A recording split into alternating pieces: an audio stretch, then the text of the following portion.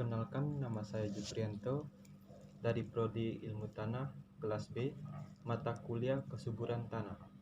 Baik, saya di sini akan menjelaskan tentang unsur belerang atau sulfur. Belerang tanah. Fungsi sulfur bagi tanaman. Oleh sebab itu, marilah kita mengenal fungsi sulfur ini bagi tanaman. Unsur sulfur yang lebih dikenal dengan nama belerang diserap tanaman dalam bentuk ion sulfat atau SO4. Zat ini merupakan bagian dari protein yang terdapat dalam bentuk cystein, metionin, dan tiamin. Adapun fungsi sulfur sebagai berikut: membantu pembentukan butir hijau daun sehingga daun menjadi lebih hijau, menambah kandungan protein dan vitamin hasil panen, meningkatkan jumlah anakan yang menghasilkan pada tanaman padi,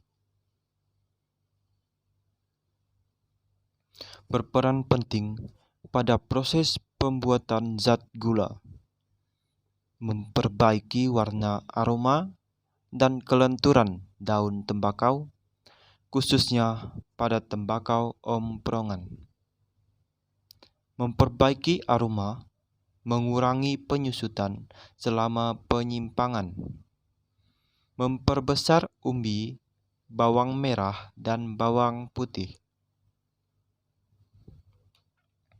Sebagian besar sulfur di dalam tanah berasal dari bahan organik yang telah mengalami dekomposisi dan sulfur elemental, bubuk atau batu belerang. Dari aktivitas vulkanis, sulfur yang larut dalam air akan segera diserap tanaman karena unsur ini sangat dibutuhkan tanaman, terutama pada tanaman-tanaman muda. Fungsi sulfur bagi tanaman padi. Belerang atau sulfur pada padi diperlukan untuk sintesis asam amino cystein, dan metionin yang selanjutnya membentuk protein. Selain itu, belerang sangat membantu perkembangan pucuk akar dan anakan. Padi sawah yang mengalami kekurangan belerang umurnya lebih panjang dengan persentase kehampaan gabah yang tinggi. Untuk mengatasi kekahatan belerang pada padi, dilakukan upaya perbaikan kualitas dan produktivitas tanah melalui pemberian pupuk anorganik dan pupuk organik.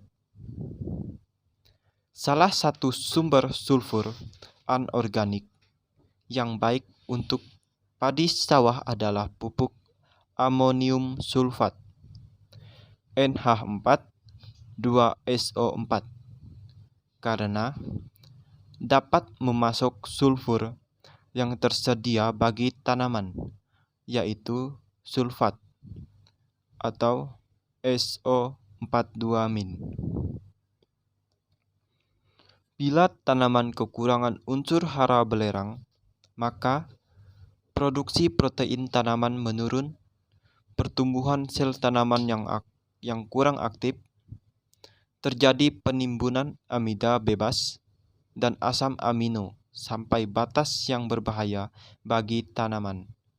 Terjadi kerusakan aktivitas fisiologi dan mudah terserang hama dan penyakit. Produksi butir hijau daun dan sintesis karbohidrat terlambat. Tanaman mengalami klorosis, kekuningan, dan hasil panen rendah. Baiklah, sekian yang dapat saya sampaikan. Jika ada kata-kata yang salah, saya mohon maaf. Akhir kata, saya ucapkan terima kasih.